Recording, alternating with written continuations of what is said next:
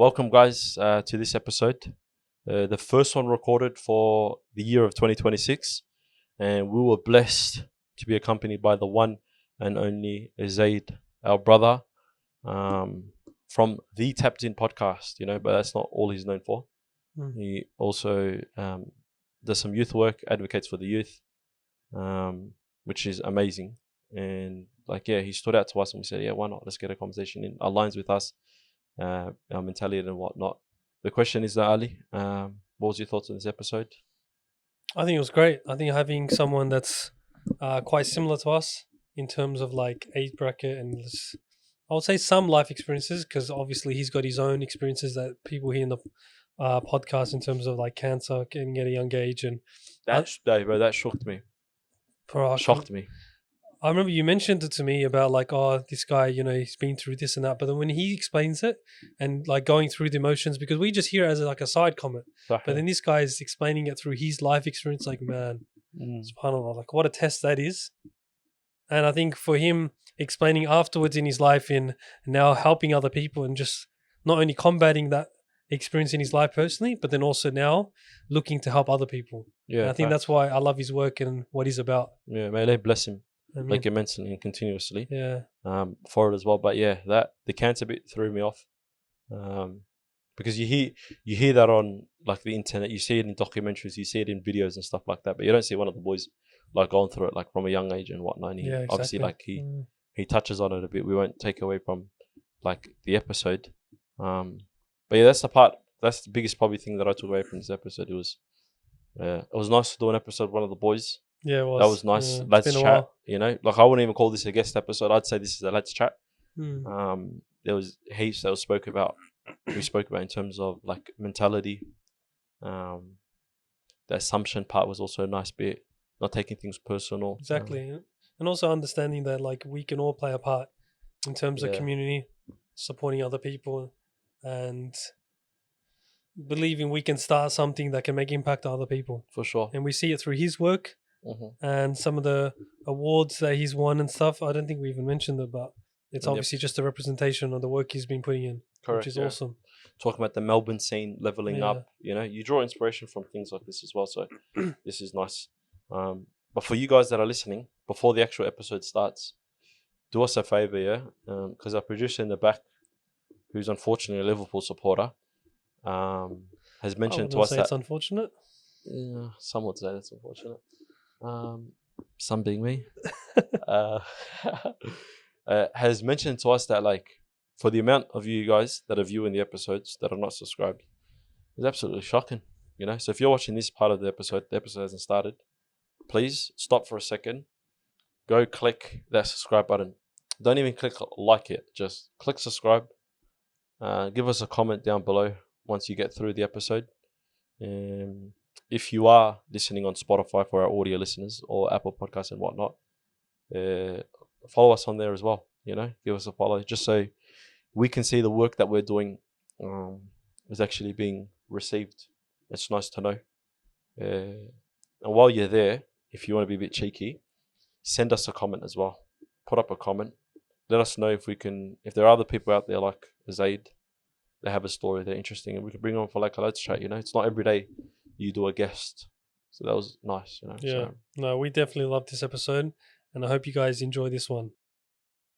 And my biggest problem growing up probably just identity. Didn't have any secure identity, and even if I did, it was a misled identity that I created based on my environment or based on my surroundings at the time.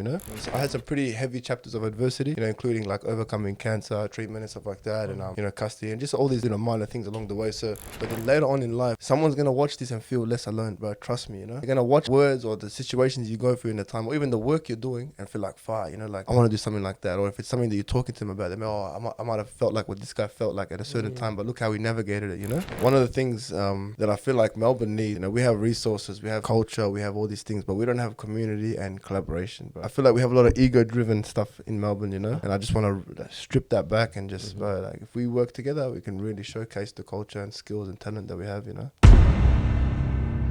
Fair dinkum. You can only prepare for something only so much, right? So like much, you yeah. always have to embrace the uncertainty and just work with it and just say like, this is what hard feels like. It's just part of the process to get better and learn these things. And that's where I think you really win. Because I'm thinking now, you know, because you're a few steps ahead, I'm a few steps behind. I'm thinking, okay, how am I going to be in a few months' time? I really don't know because I don't have all the answers. And like you said, you kind of tried preparing, but you can only do so much. But then it's just Bismillah. I'm putting all my eggs in one basket and seeing how it goes. That's the best way. Just be confident in yourself. Yeah. And whatever comes, you just maintain that confidence. That will help you, bro. And even with the preparation aspect of it, I was asking because like I feel like sometimes people maybe become parents at a selfish choice, you know, because I want to have a child. Yeah. You know, and then what ends up happening is they're not sort of ready to be like somewhat of a present father or a present mother in like the little actions that they do. You know, because obviously knowing having a child, there's a massive sacrifice and massive identity shift. You know, it's no longer about you.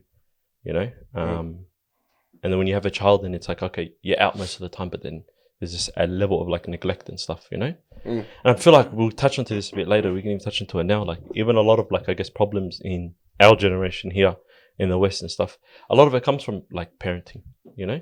Like the way you were raised has a direct effect on the generations that we'll build. 100%. You know? And also different. The way they were raised, the way we were raised, so different, you know? So it definitely played an effect, but not in a bad way, in the sense that like they probably gave us whatever they could give us, but completely different. Yeah, you know what I mean? So 100%. I think that's a big contributing factor as well, you know? Yeah, because it can be a lot different with our parents' experience, whether they came from like their home countries or even just being born here in a different society compared to today's world. Yeah. And that can really influence the actions and behaviors you make. Of course, yeah. Yeah. How did that go for you in terms of your upbringing? You mean my upbringing compared to now, you mean? Yeah.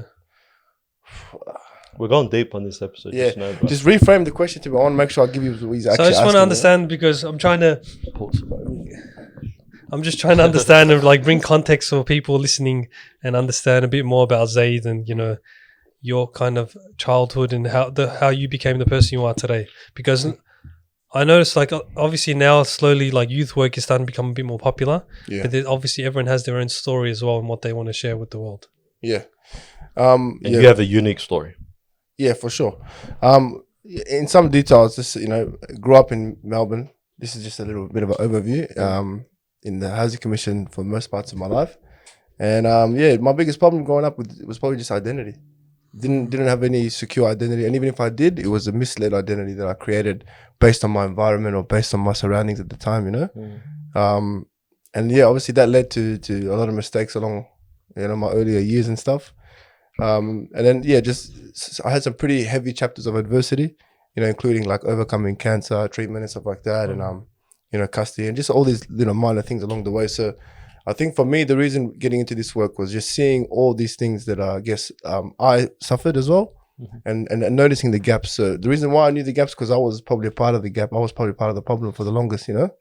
And that's how I came into the space. You know, I just wanted to be there for someone that was similar to myself, that might have had resources limited or information that was limited, or even just was, you know, getting presented what the idea of being a man was in the wrong light, you know.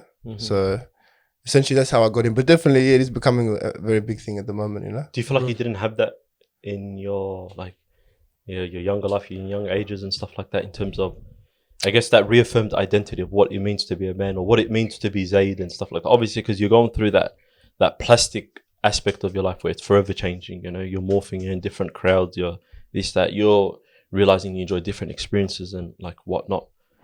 Yeah, what I can say is I definitely had you know, role models around, but I was also exposed to different types of role models. And obviously at that age, you know, a grounded young man that's doing the right thing, it might not be as appealing to you while you're in that heightened stage of, you know, development and finding yourself, you know. So I think I was just more led to, I guess, be inspired by some of the other role models, you know. And I just think that just plays a very huge part in the direction and trajectory of young people today, you know. Like I said, to some of us, we could have been a part of that problem, you know, and even showing what's cool, you know, and putting attention to certain things. So all these, you know, micro factors that play a part in influence and you know, the type of image you carry and the way the young people watch, these are all just, you know, contributing factors, you know. So I kind of went a little bit off, but in summary, look, that's where I started and how I entered into the scene. So and actually, when we're younger, we're impressionable as well. So it's very easy to morph into whatever you feel is somewhat attractive or cool in that sort of like moment, 100%, man. So and plus, that's all that's all your environment holds. So that's just what's gonna happen, literally. So what's the one thing that kind of you stepped into the new light, basically, like moving forward, realizing there's more than my actual environment, there's actually things I can learn from other people, or I can actually use my life for the better in other circumstances? What worked with you? Was it a person in your life? Was it a moment in your life that kind of shaped it? So first I'd say is, I think everyone to some extent can benefit from a small period of isolation, whether that be self-isolation from friends, whether that be isolation forced upon you, whatever it may be. And from there, I think, you just really, when you sorry, how do I frame this? When you strip back from everything and realize sort of who you are and what you are, I think that's where it's at, you know what I mean? Sure, yeah. More or less. So asking the deep questions. Yeah, and just being exposed to information, different types of information, If you're limited to what you know, what you see, and those kind of things, of course, it's going to infiltrate like your trajectory, And the other thing is you can't be where you can't see, yeah? So a young person from the area that might have changed his ways and done a little bit of this and that, but still remains himself, it's hard to see, So just trying to be that for someone to see one day and less alone. And then there's that thing, when they say there's like the three versions of you, like the self that you portray to other people, the true self, the one you are when you're alone. And what was the third one? The one that you want people to see, or the part that you don't see about yourself that other people see in you. Yeah. Then going back to sort of like the isolation period, obviously when we're younger and whatnot, what ends up happening is you're constantly in a crowd, you're constantly in a school setting, you're with your peers constantly a lot of those times. So you never have those moments to, I guess, sort of be yourself as much as, and then you're going through that period where you're very impressionable. So you're going to do what gets attention, or you're going to do what makes you in some way liked, because you haven't had a formidable identity, or you haven't created that in a sense. I feel like people don't get that until they're, those years when you finish school and it's okay, some people move on, to go to university and do their own thing. Some people go down the TAFE route. Some people go down other routes, And then in that period, it's okay, but what am I going to do? And then some people either completely double down and then choose to be distracted, or then they ask the hard hitting questions who am I? What am I doing? Is this really somewhat it, And I feel like in today's society, then you've got more distractions. You've got social media. So even if you're at home and chilling, you still have those things. Because you're not with yourself technically. You're now presented with highlights of other people's life. So when you're looking back and having some sort of introspect, you're thinking about, I'm not up to scratch. I got to Ali's running now. I got to start running. Yeah. Comparison killer. Yeah. Exactly. Zayd's doing some youth advocate work, and it's okay, what am I doing for the youth? What impact am I sort of having? And it's when in reality, I'm just good at creating videos. Maybe I should just double down on that. Yeah. Or I should just work on so and so. So that little bits of isolation people don't often have nowadays. Yeah. 100%. I think it was a hard time for us growing up, because there was no internet, in terms of finding out about more communities. Because you think about us growing up, we're in our suburbs or in our schools, that's all we know. And you don't know too much of what's happening in other areas. You might hear it from someone, but you're not seeing it online, because it obviously Facebook didn't have much. But now you can at least find other communities, you can see things that are happening, and it's your curiosity develops in that. So I think there is some benefit in terms of the internet, being exposed to new environments, getting new opportunities, because it was hard for us, thinking about whatever you're in terms of soccer or basketball, you're just in that environment, but then to find something new, it was very difficult, and I assume for yourself as well. Oh, 100%, yeah, 100%. And also just remember, when you step out of, one thing is finding it, but then even when you decide to go that route, because you're going on a different route, I'm not too sure you guys had a similar experience, but it's there's a lot of sort of skepticism or backlash, because when someone does something out of the ordinary, you might have the response of, oh, look at this guy, he's trying to, you know what I mean? But it's really because you're trying to separate yourself and sort of upskill your craft, But a lot of the time that also ends up being, Oh, we've had that, bro. Let's just talk, for example, in terms of our early days of the podcast. When we started, it was a time where I think there was only one or two podcasts we really knew about.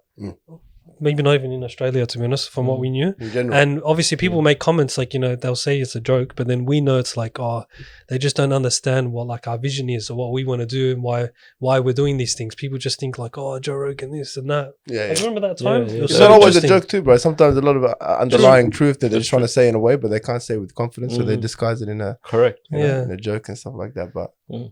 look at you guys now, mashallah. So it just goes Yeah, to show you, alhamdulillah. man, you gotta, like I said in one of my videos recently with the Ducks Academy, you gotta block the outside noise, you know. Definitely, It's heavy bro. on that, you know. Otherwise, Yeah. look at you guys now. It wouldn't be half of where you were today if you listened to some of the.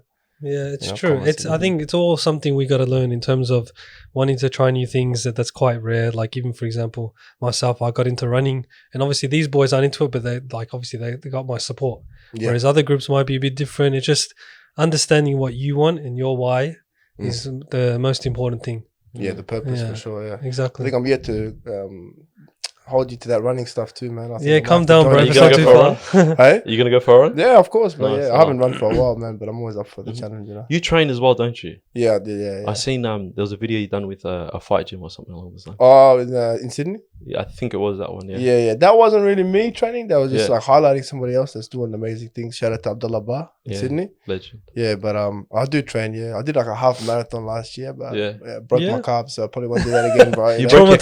calf? Not actual, but like You yeah, felt like every it. step felt like a cramp. Right? Like, Yeah, towards the yeah. end, I'm like, nah. Oh, So why am I even doing it? You know, that's crazy. Interesting, You bro. should get him a log early then. Yeah, Yeah, definitely. yeah, I for had sure. no idea you had that in the tank. Yeah, Oh, nah, for dramatic. sure. Whenever you're done, let me know. Bro. Yeah. So Like, that means like, so what I realized as well in terms of like running and other aspects and trying new things, that you're willing to put yourself in uncomfortable situations. You're willing to test yourself mentally, physically, and you're not. I'm not just saying you. I'm saying the type of person that does these things. They're willing to put themselves and be a bit vulnerable to test and upskill themselves. for sure. When did that start for you? If you remember. Since I was a kid, man. I mean, look, when I was a kid, doctors told me I was never going to walk again after this chemotherapy. Doctors said a lot of things. We can have a conversation later around, you know, limitations and stuff.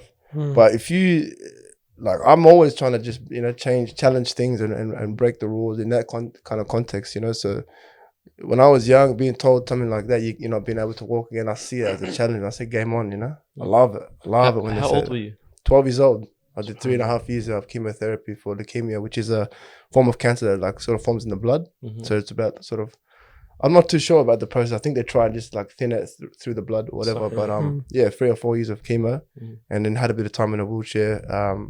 And yeah, they were saying all this stuff. You can't walk again, this and that. So that's why the half marathon happened. It was a blessing. Of course, alhamdulillah, because it's just a reminder. If you have faith and if you have, you know, trust in Allah, then don't worry about anything else. Literally, even statistics and official reports, don't worry about it, man. So you're 12 years old and you've got given life-changing news that like you've been diagnosed with leukemia, a form of cancer. Yep. Like, how do you process that? Like, I asked the doctor one question. I said, out of Afro at the time, doctor, am I going to lose my hair? He said, no, it's going to be a part of it. I said, fuck, that's the only thing, you know. The worst part, You're yeah. a kid, you know, yeah, that's the only thing. You go back to school, So you want to be identity. bold, you know. Yeah, of course. That's true. Identity, exactly, is, bro. yeah. Here you go, you know. the school thing, bro. Yeah. Haircuts are a big thing, bro. Come back Bro, Sunday, it's your fresh whole cut. identity, man. If your barber stuffs you up, bro, you're the joke of the week for the whole week. You Yeah, know? bro. So So imagine now, bold and wheelchair, bro. That's a hectic jump Nah. from, you know, from Yeah. that to that. So, How was yeah. that experience, bro? Let's go through that. Like, Because it can be a lot internally, especially as a of high course, school bro. kid. Yeah, of course. I mean, in some ways, some people say like, you know, you come back from your deathbed in some way. Like the guy I was sharing the wing with in the hospital, he's, you know, no longer here.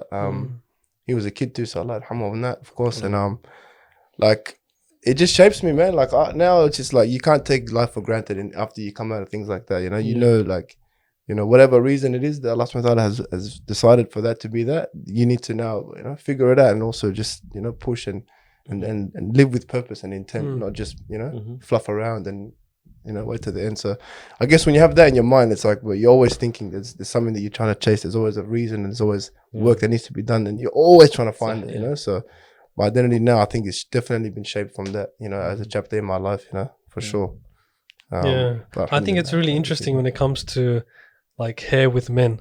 Because we think about it like in terms of Umrah and stuff, like there's obviously wisdom behind that sunnah, but then it's like naturally as men, our identity goes straight to our hairstyle or like the way we dress. But then it's not about our hair, it's about like what's inside, what's internally, of course. and what you believe in, and no matter what people are going to say. But then that's where you realized, of course, at such an early age, it wasn't Umrah, of course, we can talk about that later, but then it's just at probably one of the toughest times in your life to go bold, because it's like right in the middle of high school, you're probably thinking, kids are thinking of me like this and that, and you know, it's just, you're fighting yourself internally.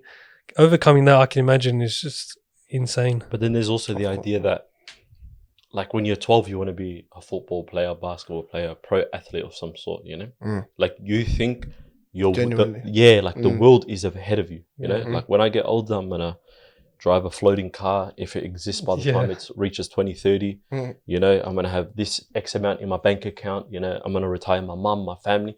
So you think the whole world's ahead of you, and you can only see, like, essentially Jannah. So? Literally. And then now you get hit with the idea that, brother, like, your life might get cut short. Yeah, literally, bro. Yeah, wallahi. But then again, it comes down to trust and like, obviously it's easy to say now after all these years, you know, but at the time it's just, you don't have a choice. You have to accept, you know, whatever comes. And I think that is probably the most valuable thing that I took from that experience, you know. Having, like I said earlier to you, is when you have the confidence, don't worry about anything else and just maintain the confidence, and whatever gets given to you in your life, you'll be able to sort of maintain. So throughout, you know, those times, I learned that, like, so many things from being in that, you know, like, not to take life for granted, and, like, you know, going back to working on your inner self as opposed to your outer self, and all those kind of things, you know. Because you would have had deep isolating moments during the hospital. So. I think 2 to 3 years, I think I spent away from like education settings and stuff like that. Oh wow! So you were in what do they call it? Like a hospital in the home? Yeah, long-term stay. Long-term stay. Yeah, full on. Yeah. Alhamdulillah. And in that moment, you're seeing the death around you. Yeah. You're seeing your family, like, getting emotional at, like, obviously your health. You know. Yeah, for like, sure. Where's this gonna go? You know, because you hear cancer and you're always automatically associated with death. You know. Of course. And then, like, think about it. Like, any parent, that's going to be devastating news. And then a 12-year-old has to see mum, dad, family members break down, cry, all this kind of stuff, you know? It's a blessing in disguise. Not only that, but it would, like, fundamentally change him as a person. Definitely, you know? because like so many people only come to that realization as a man later on in life. I'm not saying like cancer, but in terms of like recognizing what's most important. And some people don't ever get it. Whereas you got at 12 years old, it's like big blessing in disguise to be able to start to think that way and understand your priorities so early in life, and can set you up. Yeah, of course. Later on. Alhamdulillah, man. That's all you can say. You know, sometimes I always say to the boys, sometimes the worst day in your life will end up being your best, but in that moment, you're not going to be able to see it, you know? And it's crazy to say because it's easier said than done. But then later on in life, there's been so many times where I look back and I say, like, oh Allah, like, for the fact that I even complained, you know, just forgive me for that. Like, looking at I understand now. I see the whole thing, and it's just like, you know, the interesting thing is, like, those tough days or those tough scenarios, you know, things that don't go your way become like the best stories. Yeah. As funny as that sounds, like, you think about, oh, like, I have this story, I have that story, but it's like, hang on, in the moment I hated it. Literally. I actually struggled, like, oh, I missed my flight or something like that, or I missed the bus. Those type of things. Literally, what's happening now? Like, this convo the last 10 minutes, you know, if I was to have this convo, 12 years ago, it wouldn't be like this, oh yeah, alhamdulillah, or like, you know, but of course. You know, these guys don't understand. Stop. You know? SubhanAllah, but like, you know, as you said, just the worst days become the best, and if you have the sabr to see it, then you know, it blows your mind sometimes, you know. Yeah. And it gives you a sense of purpose as well, like a life worth living. I was watching a Dana White video recently. He was collabing with some YouTuber. And then, like, wallah, it was just brain rot. I was watching it for the sake of passing time. I had a mad meal in front of me. I said, boom, let me watch this bald-headed guy, you know? And I'm watching him. They're getting a workout in, stuff like that. And then his workout is very miskin, like, just like an old man type of workout, you know, just to keep the rhythm. Maintenance. Yeah, maintenance and stuff like that, you know? And then towards the end, they're having a conversation about, like, Dana White and the fact that, like, why does he still work, you know? And then Dana White was talking about how one day he went, I think his like family told him or something like that, for like, go on a holiday, take a break. Mind you, this guy's a billionaire. You know, he's done it all. UFC was nothing. He came, bought it out, and turned it into something, you know? Cage fighting, everyone looked at it like a bunch of animals. You know, vision, but then gets scrutiny, it has no backers, Donald Trump gets involved, blah, blah, the whole story, you know? Anyway, he goes on a holiday for 10 days, and then he talks about how, like, for example, there's only so much cigars you can smoke, so much alcohol you can drink, so much lotion you can put on your body. And then after that, it's like, bro, I'm done. You know, so in a way, in that moment, I was like reflecting in the sense that, like, in a way, this life like is meant to be tied with a level of hardship, because that's what makes life worth living. Like how so? Because then at least you can say, hey, I done this and done that, and this may be the person who I am today. You know, and the sad part is like, bro, I wish this guy took his shahada, you know what I mean? Because he can do this consistently, but to what end? You know, because at least we are blessed with the long-term vision that there's a life after this that makes everything here worth it. Yeah. So meaning like if you go through that struggle, or if you ask yourself, well, what's the point of all of this kind of stuff? It's like you're not in it for like a house in Turak, or you're not in it so you can, you know, do hijrah in Qatar with your missus and your kids and stuff like that. It's like life is beyond this, and that's what gives that person like a level of like that innate drive to do something and then to be grounded in a sense, you know. 100%, man. You imagine life without hardship? No, it just doesn't make sense. It gets boring, Yeah, you know. yeah. And I feel like some people don't mind that. You know, I used to think to myself, maybe I'm just a bit screwed, and I kind of like that little bit of like that chaos. Yeah. You know, and I'm like, why does chaos always find me? Yeah. You know, sometimes I think that maybe then I go and seek chaos a little bit, but in a way, it's like that's what keeps you a little bit like. But I think if you're not like looking, not like for that chaos or for those things to test yourself, you are gonna have problems. It's inevitable. It's part of life. But then your perspective or perception of those problems are bigger than it actually is. Then because the way you tolerate with your problems, because the thing is, we always have problems, right? But we over time and experience, we get better at handling them. That's what I think. True. And that's where people that aren't seeking for things to improve on, when they do have those problems, their perception is like it's more stressful than it actually should be.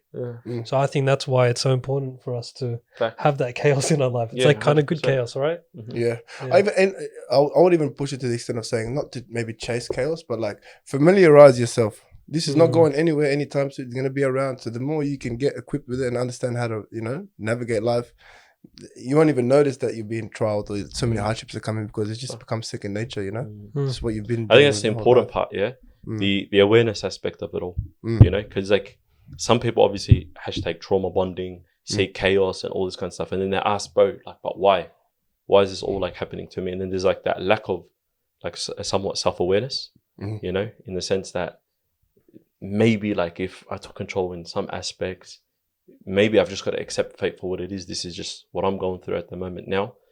It helps you, it copes with that, like I guess that sense of chaos and whatnot. And the other thing is like when this finishes, as in this headache, there's going to be another one. Waiting for you, in a way, it goes back to the whole like the relationship thing I was telling you about earlier on. You know, it's like at the start, it's all beautiful and stuff. Your problems is, brother, like, do I have to flush? Is she going to hear me if I like take it up? Let me spray it down.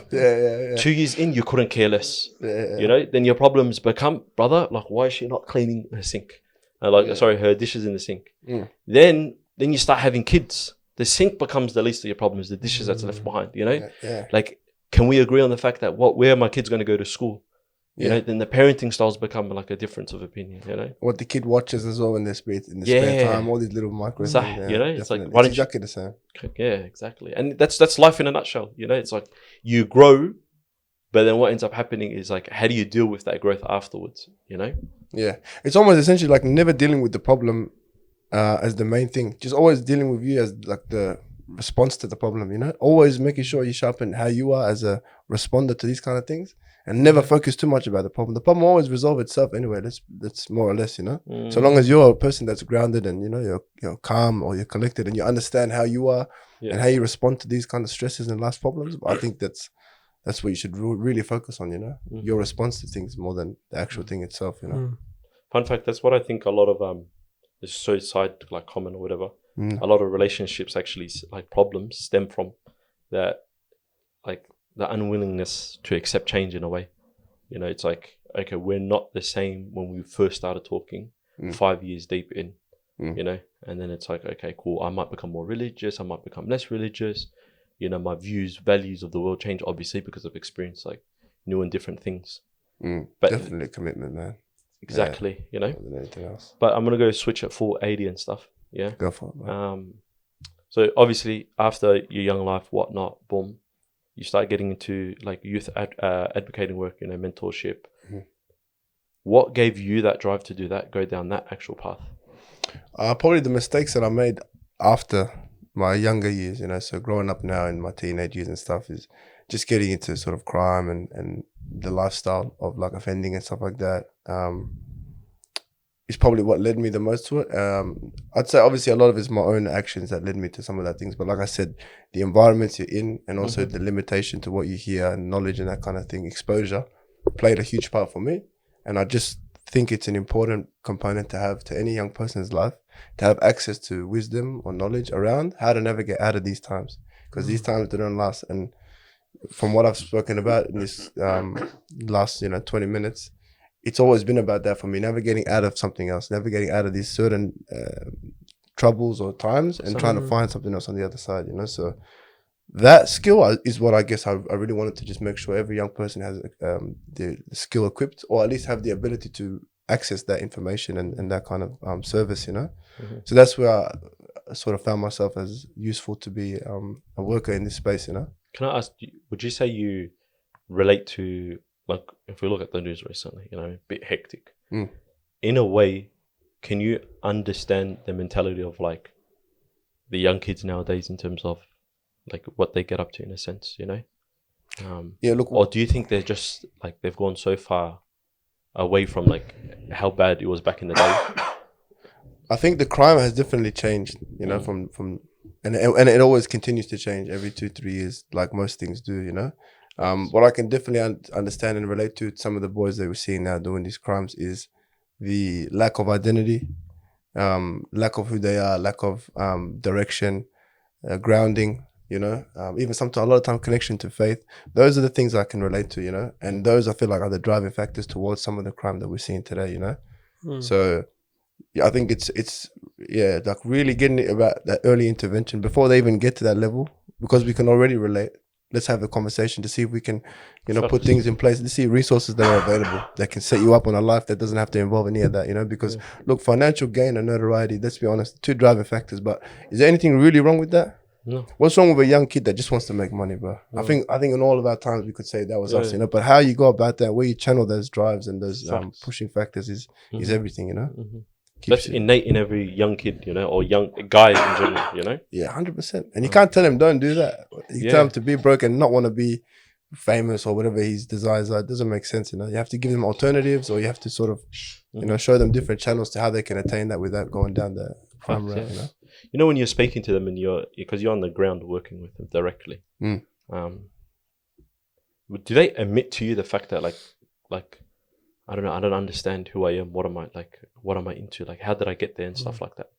Yeah, they do, but not in the way that you might think. Like, you don't ask them directly, do you feel lost? And they won't say yes. Yeah, but you will learn that there's, through communication methods, if you want to find something out, you'll never ask them directly what you want to know, But through, conversations and rapport building, and even just working with them, walking with them through that time while they're in a development stage, they're just trying to work things out, So a lot of the time, I'm not even here to tell you that you are lost. I'm just telling you, hey, you can be a guy from the area and still be exactly how you are. Just be legit. You don't have to be whatever the elders are telling you to do, bro, you know? And just that sometimes, you go back to their room a couple of weeks, couple of nights, whatever. And sometimes they even do, a lot of the time, sorry, let me rephrase that. They do the work themselves. We literally just walk with them, help them find it and find the light, Yeah, correct. Literally, bro. Because that's the problem. I was having a conversation with one of the older boys yesterday after Jum'ah. We're having one of those convos after Jum'ah that starts with the salam but ends up at the car park. Full on conversation. I think only always, bro. For like a whole hour, Yeah. And it was in relation to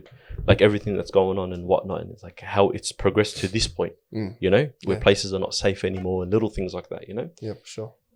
And one of the things that we ended up getting to an understanding of is the lack of like that compass within the person, that direction. And it sort of relates to what you just said before. It's like you're not telling them to somewhat, this is what you should do, A, B, and C. It's more like, hey, here's a little compass, and go like toggle that a little bit and set your direction to where you want it to be, and 100%. Hope that it's like in the way of like good.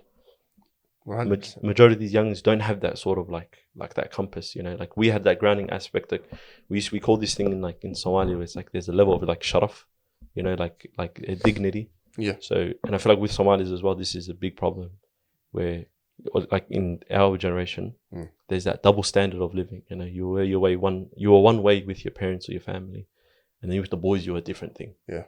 And the difference nowadays, it's those two things have been convoluted. like it's one identity. It's like you see me outside, I'm actually outside.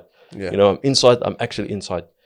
But the difference was, in a way, even though that double identity is not good, we had that like respect, that compass. You know, like okay, cool. Like maybe like I'll just hide it because I respect that thing. That's what kept me grounded. My family, my faith, this, that. Whereas that compass is not toggled at all. They don't even have a compass in their hand. You know, so it's like, where's the direction later on? It's like you don't want to get it to a point where it's like you regret it.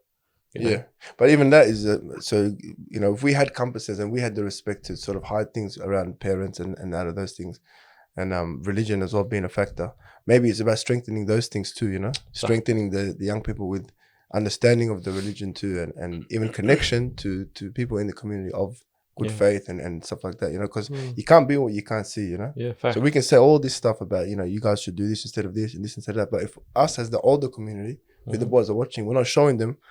You're telling us we can be all these things, but you're not even doing that. So it's hard to believe, you know.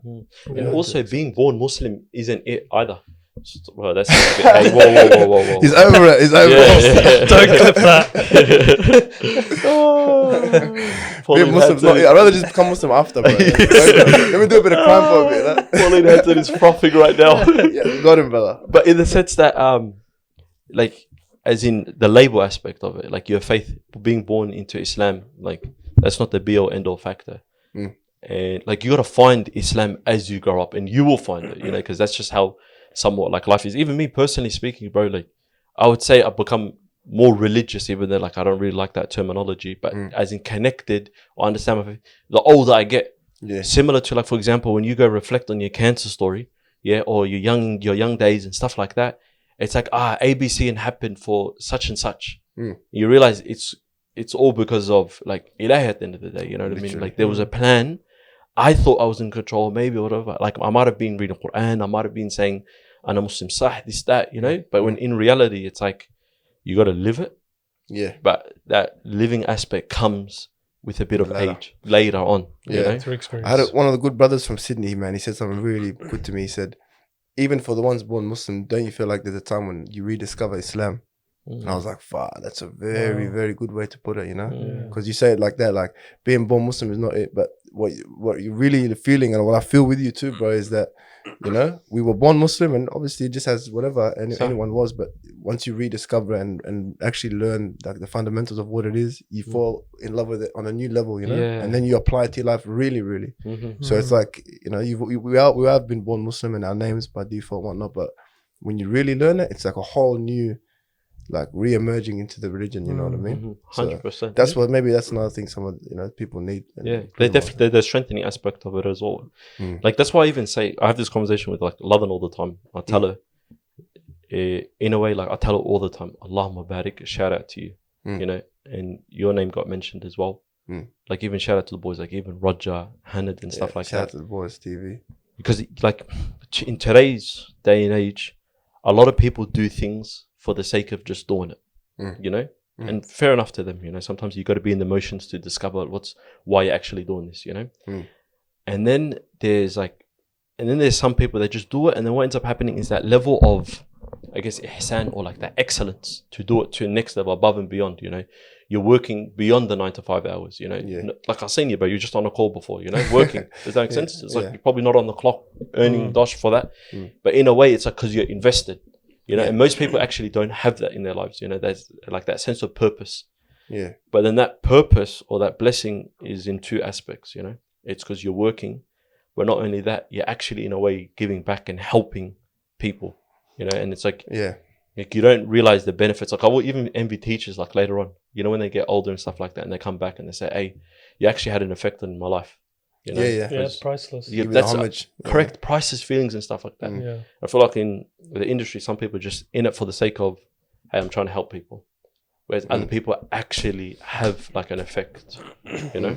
Now, in any field you work in, I think you need to find the purpose first, because otherwise it's very short-lived, you know? So you can come in with the motivation to help people, but, you know? And then the other side of it is you can help people without having to be in that particular line, you know? So really wanting to be there for the reason you want to be there is important for anything, you know? Otherwise you end up like either short-lived or just, you know, moving without any actual direction, you know, just trying to fit in wherever you can and stuff like that, you know?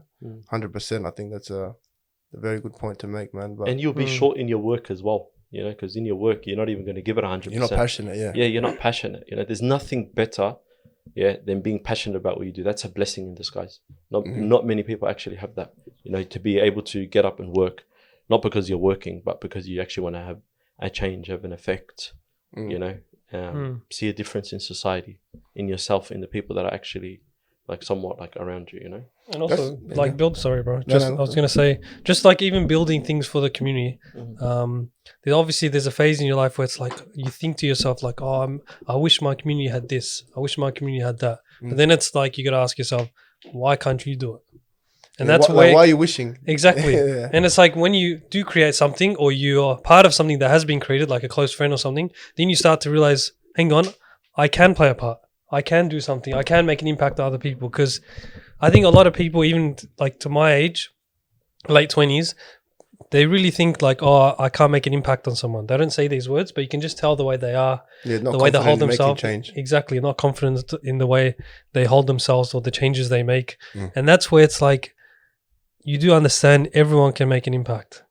Everyone is a leader, whether they like it or not. I was making a video the other day and I was mentioning this thing because you're a father, you're an uncle, even women out there, you're an auntie or a mother, there's going to be someone in your life looking at you, looking up to you. So either way, it's going to happen in your life. So you might as well adapt and change earlier. Now, before it comes around. That's what I think, yeah. The preparation is better than practice. 100%. So that's kind of thing, it's like building community, trying to find these ways to...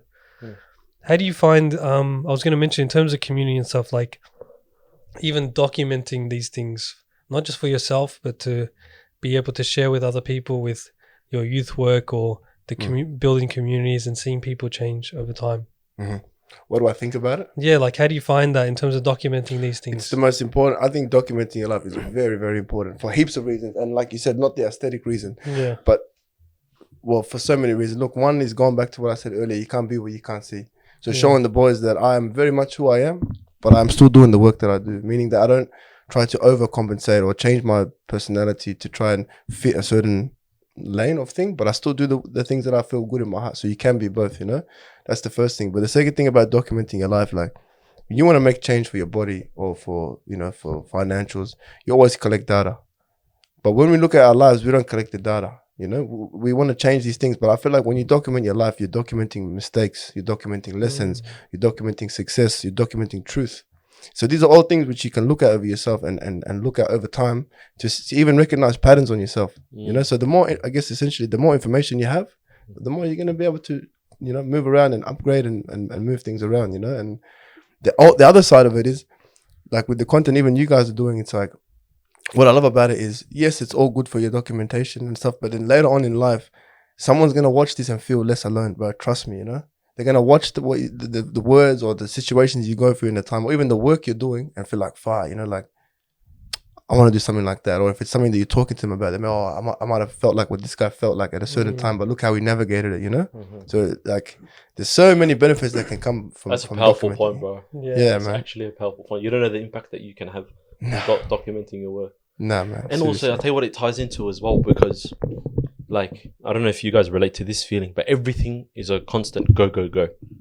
Where you wake up, bang, shoot a podcast, and you're on to the next thing, If you don't have that isolation, then the next day kicks in. Then, you know it, 1 week's passed, 1 week has become a month. We're in January 2026. I could have sworn, I remember yesterday was January 2025. Yeah, you know? blink and your it's eyes. like, so where did that time go? And then the documenting aspect of it, what it gives you is this slight like pause in time, like it slows it down. And then after, you can see the little things. Like my cheeks were a bit chubbier then. You know, like that's what I was going through, you know. And then there's the aspect of this is how I carried myself. This is what I spoke about. This was that, like, it was in my mind. And then you cherish that, because then that gives you a sense of, okay, cool. I said to myself, I'm going to implement some sort of change. I'm going to be the best person, or I'm going to do this, such, such. But you look back, you're not that far different. And then you think it was yesterday. You thought it was January 2025, but that's actually 12 months. 12 months is a very, very long time. You know, and that's the part of like documenting that I love. Like, I'll get into this random nostalgia period. True, bro. So true, man. Yeah, and I'll go look back at like episodes from like 6 years ago. Like, that's how I talked. That's how I looked. That's how it was. How was my like mindset back then? That's how my mindset was back then. Little stuff like that. Then But then also you should have, this is my belief, this is the standard I told myself, it's like you should want to be better than who you were in the past. So then what ends up happening is you can only blame you if you're no different to who you were then.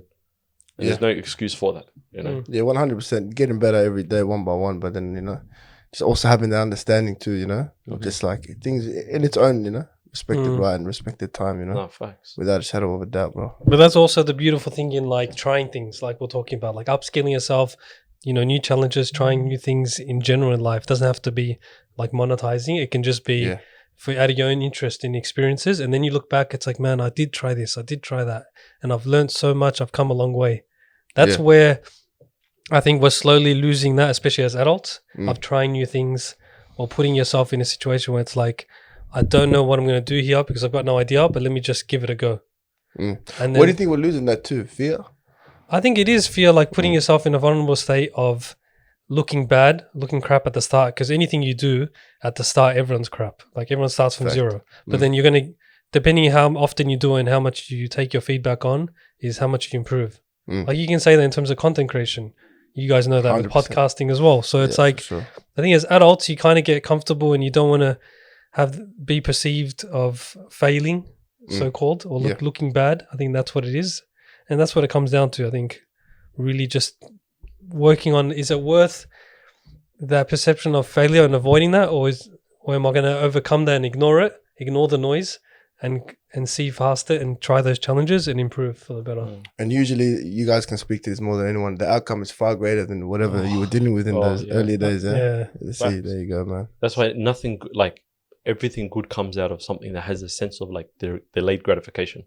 You know, like going to the gym and that session that you didn't want to hit and you've done it 6 days a week for 12 months. In the moment, you don't see the change. You don't see the good in it. But then like later on, it's like, I'm that guy. You see it, you feel it. You know, other people see it. Everything's like, you know. And it's so rewarding. Well, it's actually so rewarding. It's like that. But also, I think somewhat different in the sense that sometimes trying too much stuff, I don't agree with. Because you're like overflowing the to-do list, That's true. You know, you're a reader, you're like songwriter, you're a DJ the next day, and then because what ends up happening is you live a very saturated life. You know, it's like the whole like generalist specialist thing that we spoke about once back in the past. Master of none. Yeah, the master of none. You know, like you're doing everything, and it might be nice. You know, if someone asks you, "Hey, how's your run this morning?" Good. You know, but you ran at a 11-kilometer pace. You know, and then after you ask, "Oh, how's basketball?" Yeah, I couldn't. I was on the bench the whole time. It's like, but you say you did this and you did that, but if you don't have anything to show for it, then maybe you got to like scale back a little bit and just hone in on the couple of things, the things that actually matter. Yeah, because what yours 100%, man. That was my 2024 was like definitely about the learning curve, you know. Yeah. And then the other thing is, which I think we spoke yesterday, was what this leads you to is just burnout, bro. Yeah. Doing too many things at once is gonna put you into the burnout stage, you know. And that's a very dangerous place to be in, bro. You know. When's the last time you felt burnout? Thankfully, I have pretty good boundaries in place, you know. Alhamdulillah. Obviously, I am human by the end of the day, so it comes and goes, you know. But can you share some of them? Or some of my like the boundaries that like, or like the ways that you know that you're about to like edge towards a burnout? Yeah, you can feel it, man. Look, burnout is dangerous because it affects you, but it also affects other people. Your burnout will affect other people. What that means is, so you might be a person who's an active listener, but now because you're reaching burnout, you start reacting to everything this person is saying rather than listening to what they were saying, you know. So this is why it's important to acknowledge and realize, because you know, some people that have the hustle and bustle culture, they say, no, I'm good. Yeah. Okay. So you keep going, and then what happens over time, your quality of work starts to depreciate, you know, because you're just trying to be the man and do everything all at once, you know. So real quickly, I feel like I learned that it's better to just, like you said, a couple of things, get really like locked in on them, to avoid that burnout, because when the burnout comes, it becomes a disservice to other people, right? But my boundaries, man, is just like understanding that you are here to help as much as you can, but essentially you can't take this home, because whatever's at home doesn't deserve, like, you may be able to handle some of the things you do, but you can't then take that back, you know. So in turn, actually looking out for them and not taking my work back home keeps it away from me too, because I'm at home too, you know. Understanding the boundaries too. So, you know, like the biggest one is the phones. These phones, man, can either make or break you. So you need to, like, you see now people have these lock apps where they can lock certain apps for a certain time. Yeah. Like really, really actioning some of that stuff. So by certain hour in the afternoon, I won't use my phone anymore at all. Even though I'm itching, I hear the rings or the notification emails, I'm dying to look at it, but I know in order for me to be my best self to all the people I work with and give them what they deserve, That's true. I got to do some, some boundary work. So correct, yeah. And then there's also the aspect of, the busy, because in a way it's like the whole busy versus productive. Yeah. So someone might look like they're constantly doing work, Mm. but then like when it comes down to the work that they're doing, there's actually no like benefit in it, or there's no fruit that comes out of it. Mhm. And that's just because they're busy. They're maybe physically there, mentally they're not there. Mhm. Then the aspect becomes, how do you completely like lock in when let's just say you've, after 4 p.m, cut off time, meaning 8 to 4, I'm locked in on my work. Yeah. Mhm. But how do you then completely like make sure you lock in on that work in those hours? I guess it's the concept of like efficiency.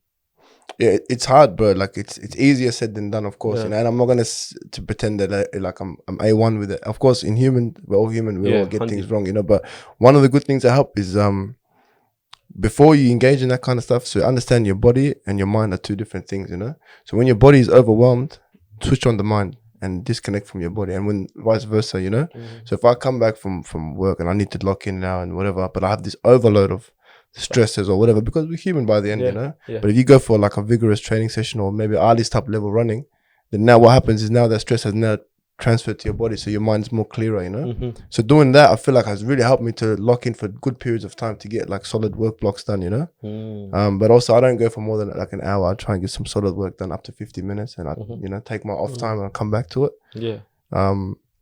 But I'm still learning that till this very day. Fact, The art of balance is never going to be fully fact, clocked, 100%. Yeah, of course. Yeah, man. But I'm always curious to know how other people like deal with it, because that's a constant thing. We even spoke about it last year when we were on the phone, where it's like I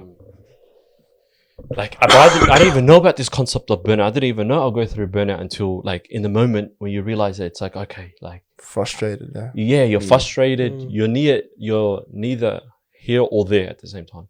Yeah. Like I'm here on a podcast with Zayd, but I'm not on a podcast with Zayd. Yeah. My mind's in the problem of whatever's Sah. And then maybe it's like 10 other things. And then I got to ask yourself the question, why is it that your mind is over in those other things?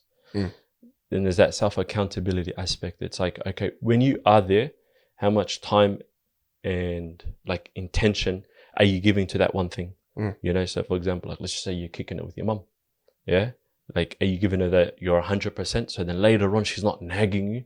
And then after in your head now, you know the fact that like if mum says, hey, you should have grabbed that, you should have done this, or that, it's like, like now it's going to affect the podcast you're doing with Zayd. Yeah, because throwing you off. Correct. And then after it's like, okay, but I'm training 6 days a week, but I don't feel like I'm getting anything done. Because when you're training, you're just maybe like trying to bang out some stuff, get this done, blah, blah, blah.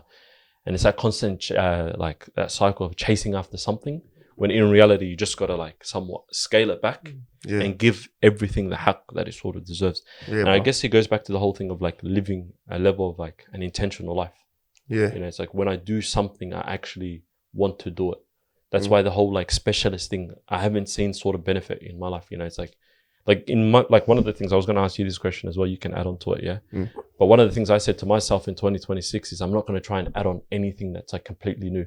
Yeah. For a specific reason. I love that. Yeah, that's good. Like focus on your plate what you already have, yeah? Yeah, focus on my plate that I already have, because and I had this like reflection when I went to Kyrgyzstan. I was riding a horse for 5 days. So all you got this guy, bro, just randomly bringing up some just casually sneaks in there. I was riding a horse for 5 days into the sunset and shit. Straight sunset, hills, mountains. All you just see is like mountains for days on end, and you're forced to like somewhat like reflect, yeah?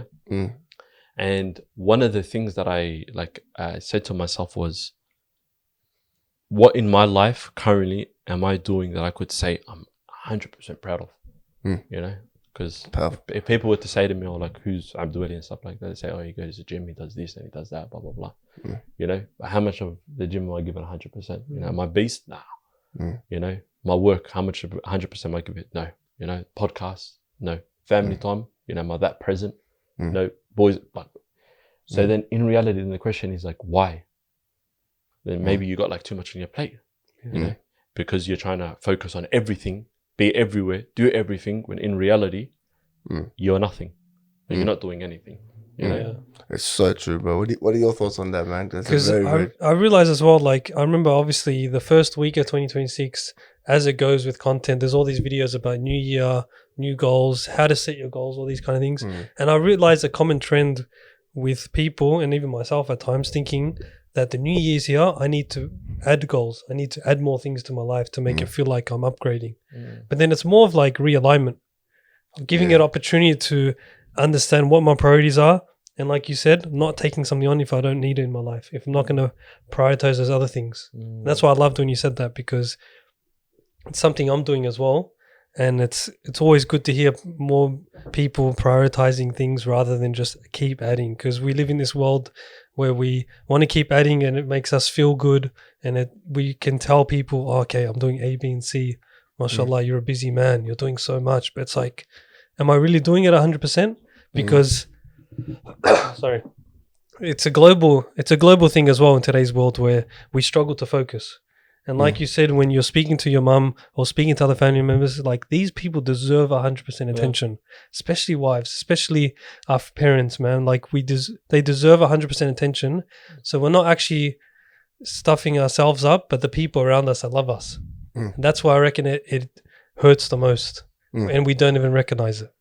So I think giving those opportunities to realign all these things that you want to take on in your life or not take on in the new year.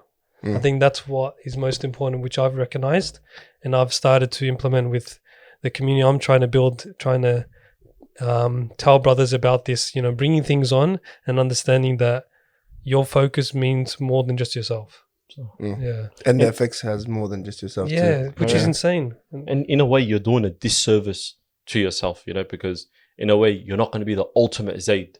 Yeah. You know, or you're not going to be the ultimate Ali that is actually like his full potential. You're never going to reach that. Only because, you're showing up short every single time because you're neither there or here. Yeah. And You ever heard the one that says sometimes less is more? yeah. Like that's literally what it sounded like, you know?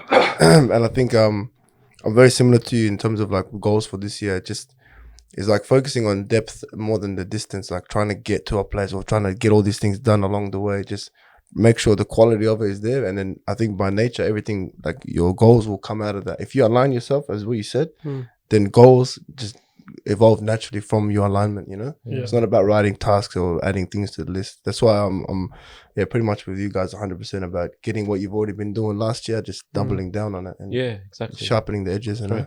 I think saying new year, new me is the get. No, it's the gayest. You guys cancelled all times, episode 2 times. It's a marketing scheme, man. Like obviously, like people use it for opportunities for content, but there are things that are true. But then it's like finding what's right.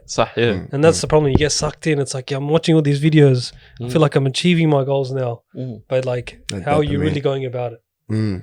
One of the things. Sorry, go. No, I was gonna say them videos, man. Like, you know, you be watching too much of them, and it just throws you off. You get sucked in. Too many instructions of what to do to change your life tomorrow morning. It's like, there's too many ways to go about it. Whereas you watch so many and then you do nothing. And it's like, what now? One of the things I want to mention in terms of 2026 is one of the things that you do and you're prioritizing is podcasting, like us. Yeah. How's that been in terms of, you know, the approach you have and, you know, another avenue in terms of, you know, benefiting other people? How do you find that experience of podcasting? I love it, man. It even draws back to like my intent for even doing it in the first place, you know, is bringing the people together. And that's probably my biggest thing. In Melbourne, anyone who lives in here in Melbourne knows that it's probably one of the hardest things to do, you know, is bring people together. And man, like for this year, for TappedIn, it's just about creating more spaces and creating more communities. And one of the things that I feel like Melbourne needs, you know, we have resources, we have culture, we have all these things, but we don't have community and collaboration, bro. You know? So like you said, when I feel like there's something missing, instead of saying, oh, I wish we had this, I'm just trying to make that, you know, just trying to take away all I feel like we have a lot of ego-driven stuff in Melbourne, you know, and I just want to strip that back and just, like, if we work together, we can really showcase the culture and skills and talent that we have, you know. Inshallah. And it's like a fear mindset as well. Where... What's that? There was something I took away from last year. Teddy said it at the event that we did where, there it is. Sorry, it came to my mind. Abundance mentality. Where like you and I could be eating out of the same pot and there's enough food to go around for everyone. And often I think with Melbourne, like some of the disease that exists is like, there's not enough abundance where it's like, okay, if someone's already doing it, don't worry, I won't do it, you know? Or, I'm not going to do it because there's like like I'm not worthy of it. You know, like I'm not the or best. I'm gonna look person like I'm for it. copying that. Yeah, or Yeah. copying that. You know, Yeah, I've it's seen like some of in that. reality, you might be actually the best person for that. Yeah, You know? exactly. Maybe you should be doing the run club, not Ali. Like you Yeah, know. yeah, I'm joking. yeah. But as Trust in- me, not me, but someone else. But I know what you mean, cuz 100%, bro, you know. And you know what's funny? The other part of it is the other person who's already doing it is probably thinking, why isn't anyone else joining Yeah, to me to do this? But the other guy's Yeah. thinking, oh, I don't want him to think I'm copying him. You guys completely far off each other, you know. But Oh, because, man. like I said, ego driven instead of just being collaborative and wanting to showcase yeah. what Melbourne has to offer, Yeah. that's when you start to see some of that, you know. That's why there's places. That's why like London, Toronto, Mm. like places in Minnesota, America, all of those places. Like one of the reasons they do so well is in a way They they've work got together. a massive Yeah, collaboration. It's impressive, honestly. Yeah. It's honestly inspiring to see. Like, I get inspiration from the UK and in Europe in terms of like certain communities, especially run clubs I see over there. And it's like, man, inshallah, like, you know, with years to come, you want to see this. Yeah, facts. Kind of gives you, like you said about the seeing is believing, like seeing that there's opportunities when you see someone else do it. To scale it and make it bigger Yeah, and stuff like exactly, that. Yeah, 100%. If we can break through this parasiteness of not wanting to work with each other, all this stuff that you Yeah. see going around, man, Melbourne has a lot to offer, bro, without a doubt, you know. Exactly. What's your visions with like the podcast and content creation, and even like documenting? Yeah, just bro, continuing what we've been doing the past years. Obviously, one thing we kind of had a little trademark was is just we're trying to get rid of this inconsistency, man. We started giving this name of Melbourne's Inconsistent Podcast, and I'm like, well, what am I saying? I keep saying it's gonna become the real deal, exactly. you know? Start So I labeling stripped it. that up real quick. Yeah. I'm like, all right, well, I need to change that, you know, for starters. So yeah, But it's not easy, is it? Nah, man. You guys, I don't know how. Allahumma barik, you brothers here, man. I don't know how you It's a guys do this. facade, bro. Bro, we have this bumps is in the road. nuts, We have brother. bumps in the road. Yeah, bro. of course. We're but humans, bro. they're so good at it. Allahumma barik. I got to give you your flowers. I know you guys do the humble stuff, but man, listen, this podcasting stuff is not a joke, you know. No, it's especially not. when you have other factors in life and stuff like Yeah. that. But no, we'll get in there. It's just, you know, getting that consistency there and bro, like continue documenting those conversations that we normally have off camera. And finding ways outside of podcasting to bring that community thing I was saying Perfect. earlier Yeah. together. Yeah. What about for Fair Income? If I can ask, what's the plan for 2026? He's a podcaster. You can tell. Fuck. Yeah, straight away, just like ask the question to Spun the it. next person. Yeah. I think you go for it. I was going to just say, in terms of exploring in terms of our guests and getting it outside of our so-called bubble that we live in already. So yes, we have gems in our community that we want to bring on the podcast, like yourself, Alun Badik, but then also finding outside in different environments, different communities to broaden our aspects in the way we think, but then also how our listeners think. That's one of the things we've always been trying to preach, whether it's like cold emails or messaging from these people with no connects, but that's where we want to start to build the community. Build it and also connect it with other communities within Melbourne. Yeah. So that's where, like you said, it starts with we need a community, but then how are we going to do it is by us reaching out to that community and bringing it and connecting it with us. A serious role and serious responsibility, but it's good that, you know, you've stepped up to the plate because it just goes with what I was saying earlier, you know. People are all disconnected. There needs to be someone maybe who can come and connect all of us into one someone's web got to start branch, it, you know? bro. Yeah, 100%, bro. Like even with like the run club, I'll just say I've been doing it for like a year now, and as of yesterday, I confirmed like doing like a southeast group now.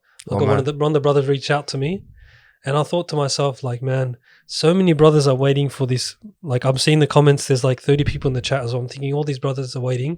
I'm not talking like down on these brothers, but it's like it's just a reflection of that people are waiting for the moment to happen. Yeah. But this guy reached out to me to build this, to make it happen. And it's like, we need more people like this. It's like, there's nothing to lose. What's going to happen? What's going to happen? Or like 2 people show up. It's like, you got to think about the bigger picture. You're still going to have a mad run. Exactly. Too, you know what I mean? On the back end of that. So yeah. So like that type of thing, it's like, we need to be the person taking the first step, no matter what we want to do in our life. So mine aligns with yours, bro, what you said before. Consistency, man. yeah. You know, Now, you guys don't have that problem, brother. You guys, mashallah. You'll be surprised. Wallah, like there was a period where we used to bang out like 45 eps in a year. Whoa. So like what we used to miss, how many, like maybe 10 episodes that year, 8 episodes. I think that was like whatever. But obviously life goes on, you know. Some people decide to fall in love. Have kids, whatever. Some people decided to travel. Like, not joking. No, why are you joking, bro? I'm proud, bro. Wasn't there another brother you had on the potty as well? There's two others. He got married as well. So there you he go. fell in love as well. Yeah, One guy's traveling the world. there you go, man. You know, so that you're dealing like obviously different. You're not 19 sitting in like a university like talking into a mic. And That's stuff what we like started that. off with. Yeah, it's like there's more to it and stuff. So maybe the consistency part of it, only just because, bro, like I genuinely just enjoy conversing with people. Yeah, You know, like, if there was 5 people watching it, 10 people watching it, I couldn't care less. Yeah, You know, but like in a way, like I said, alhamdulillah, when I was reflecting, I was saying this to the boys 2 weeks ago, where it's like, you know, did you watch Joe Rogan? a little bit. Yeah, Joe Rogan, have you seen him in the old days, like the early days of Joe Rogan? no, not as much now. Cause nerd, little geek guy in a corner, little dungeon. No way. You know what I mean? Probably sold like crack or something like that. No way. Headphones, him and his mate just talk about random anything for the sake of it, you know? Yeah, yeah. But going back to, you know, I was giving you kudos before, you London and stuff like that, where it's like that passion aspect, yeah? Like you gotta respect him. That guy loved it. Yeah.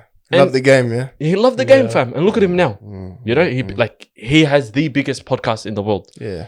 Where it's so similar to like that Joe Rogan aspect of it. It's like conversing with people, and there's like a level of benefit you can take, you know, rather As than in personal, like as in learning from them, you mean? yeah, Like, learning from them, you know, because that's what I enjoy most about people, conversing with people, you know, like in a way, like like my interactions with people, is it transactional? I'd say yeah, slightly, you know, because you either want to take something away from it, benefit the person, have an impact. What do they Of course say? it's transactional, yeah. Of Yeah. course, yeah, nothing wrong with that. They say most of your interactions with people are either of two, yeah, either you're being influenced or they're influencing you. So like you got to be conscious of that, like constantly. So it's like, okay, am I being the influencer or am I being influenced? And if I am being influenced, who am I being influenced by? You know, so little things, bro. Like the podcast has blessed us to, and you'd understand this as well, meet people from like different walks of life. You know? So sometimes it's like, Sabes, I don't want to do this, you know? Then I'm like, bro, what a G up hearing like a Zayd's conversation.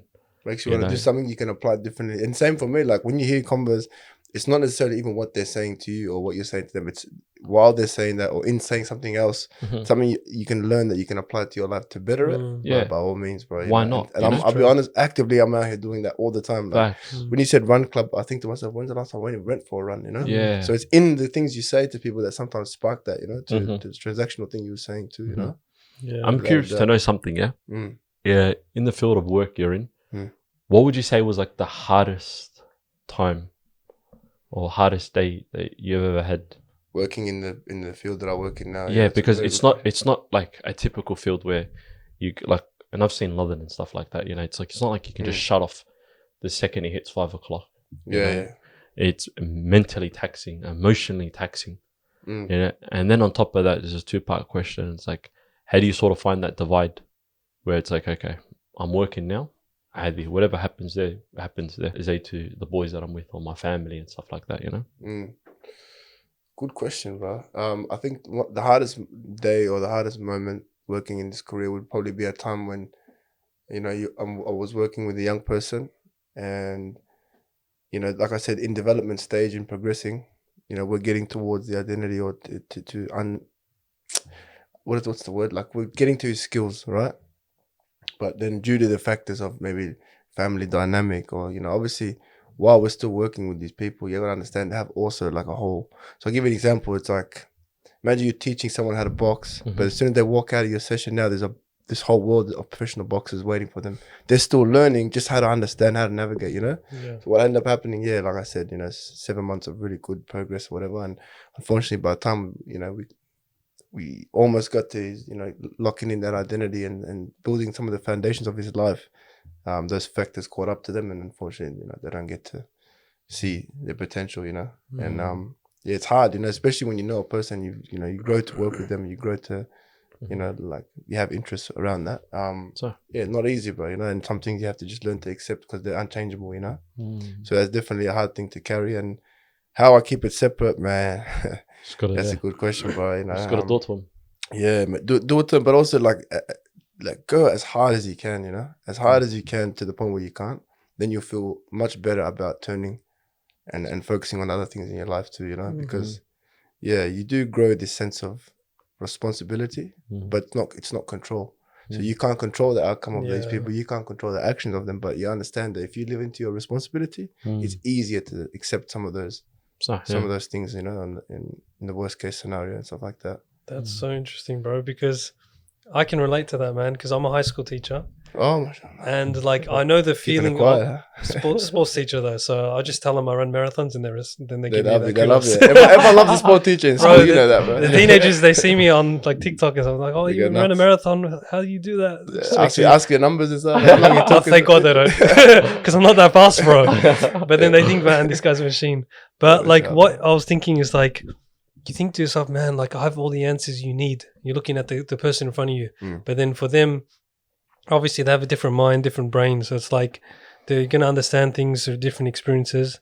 And like you said, I can't control everything these teenagers are doing or saying, but then I can control the way I speak to them or the way I connect with them. And that's the best thing, to focus on what we can control, leave the rest up to God. Literally, bro. Because you'd love to change every single life in front of you. Like when I see all these kids, it's like I want to change all these kids and all the mistakes I did. I don't want you to go through it, but it's like you can only do so much. You can only control your actions and the way you speak. Bro. And it also gets better in turn of that, because now you've had this emotional thing. You want to do so much for them, and then the solution of that is to get better in your responsibility or your work. So in turn, in any way, you start offering them more, or some of the answers you have for them, you actually find a way to get it across to them within, your work, because you're just trying to, like you said, as much as you can, you do your job so that on the other end of it, at least you've given them your 100%, and you avoided the burnout, you didn't do a disservice, and all the other things we spoke about all kind of concludes into this as well, accepting what's in your control and what's not. Exactly. There's a book here that encapsulates that very, very well. It's this one here, actually, that one there. The 4 agreements? The 4 agreements. Sagali actually recommended it. Oh, no way. Funnily enough, on a podcast. The first ever podcast we done, like when Shoot was in like year 1 or year 0, depending what you want to go by. But anyway. The 4 agreements. The 4 agreements. And it encapsulates that in the sense that there's a couple of aspects of it. The 100% thing. That's like the 4th agreement, where it's like, if you constantly give like 150, you're prone to the burnout, Then if you don't give 100%, let's say you're giving 70 and stuff, you're coming up short every single time. Then there's, so that one comes under like, just do your best. Like whatever your best is just do that. Because your 100% isn't the same every single day. True. Very true. Like similar to like that of the gym, like maybe you have the energy to just rock up and do bang like a 30-minute sesh. But that is your 100% that day. Don't go bang 45 and if you can do more than just 15, then either smash it up. Then there's the second law, which speaks about like not taking like anything personal. And that's a very, very big one. Because then if you don't take things personal, then it goes into the 3rd agreement about how you don't make assumptions. And so they all sort of like line with each other. So the first one starts off talking about like be very, very specific with your word, in a way like don't lie to yourself and whatnot. So then you're not misunderstood and you're aware of what you're saying. Because a lot of times what ends up happening is people that actually misunderstand themselves and they feel like they're presenting a reality that actually exists when it's actually disordered. That leads to the second part, where you start to take things personal. Insecurities, aspects happen and all that kind of stuff. Someone's making banter about you. And it's like, bro, why is this guy dissing me? It's like, bro, no, you're just too invested. You're too invested. Like, it's not personal, And then don't make assumptions, That one's a mad one. It's a very, very big one. Especially your job as well. Anyone who works with like people. You can't, bro. Relationships, fam. Like naturally your brain goes that way, but you got to ignore it. 100%. Because and it all like trickles down from one to another, Because if you're very careful, you word in a way, it doesn't leave the space for someone to make assumptions. Or take things personal that lead with those things. And then in the end, just if I can't borrow the book from Fair Income, I'm gonna have to cop that, because that's a really good point. One of my mentors told me always maintain curious opposed to judgmental, but it helps me avoid that all the time. Like that judgmental or all those other things. Just maintain curiosity. You won't take anything personal too. If someone acts away to you or says something to you, you always think why are they acting that way, or why are they saying those things, as opposed to like, is he saying that to me? You know what I mean? Correct. Changed my life, bro. Like, for exactly. Real, Curiosity over judgment, without a doubt, man. That's a big takeaway, actually. That's actually a big takeaway, because you don't know what they're going through, what's happening in that moment, what led to that moment. You know, and if you come to a quick conclusion, you're gonna react in a way you're gonna regret. Bro. Bang, you come short up in like a lot of things. But mashallah, you got a whole book collection. I'm looking at it as we speak, and I'm like, damn, a lot of it's. I want to start reading, man. I hate reading, but I love it at the same time. You should do like a fair income, something around books, bro. Whether it's Book like club? a trade system or something. Book club. No, I don't know about that, bro. Trade club or something. Why not, man? Yeah, bro. There's like a lot of these books belong to one of the other boys, Ashraf. You know? Oh yeah. That's the one traveling the world, eh? Yeah, That's my the brother. one Yeah. Oh, is that your brother? Yeah. They're brothers, yeah. We look alike, don't we? Nah. I do, No. Yeah, no chance for her. Yeah, so a lot of it's his, but then it's a mixture as well now. No, definitely. What was I going to say to you, bro? This is a question we ask all guests, by the way. Yeah. Go to coffee order. My coffee order, ice long black. Rijal. Is yours too? Did you say ice? Ice long black, yeah. Whoa. Can't be hot, it has to be ice long black. Close. Do you know Apnaj, by the way? Nah. Apnaj, I want to send you a video. You have to get onto him, bro. It's this like Indian guy from the UK. TikToker. Yeah. And after he makes content, and then after everything's all about. Have you heard Hasala mindset, where you constantly make? Oh, Yeah. when you said it like that, I think I clocked you talking about. Yeah, exactly. Yeah. Like He's always the wearing like the tech fleeces and that. Yeah, that one there. Yeah. It's like you got to lock in, and he makes a comment about black coffee. You know, it's like I only drink black coffee because the grind is bitter. You know, and he makes it worth. Well, he's right, man. Do you guys drink black coffee? I'm a black one, yeah. Whoa. Ice long black? As in double espresso. I'm a short. Oh, short long black, huh? Yeah. That's alright. So alhamdulillah, that's good. What's your coffee orders, man? I know you guys ask everyone, but just before we go, you guys all on the same thing, huh? So, like, if I go out, I'm not gonna just get a black coffee because At least a Matasha. I get almond latte. Yeah. That's when you have to miss it. Slow She complains. Not always the same shit, bro. Yeah. Yeah. I go through phases, bro. Currently, I'm on a double espresso. Oh, that's alright. Yeah, just straight to the veins. Yeah. Boom. Like, So you're avoiding the milk and sugar, essentially. yeah, The same here. avoiding all of that. It's just like straight to the bang and stuff like that. Yeah. But it depends if I go for a little, Social thing.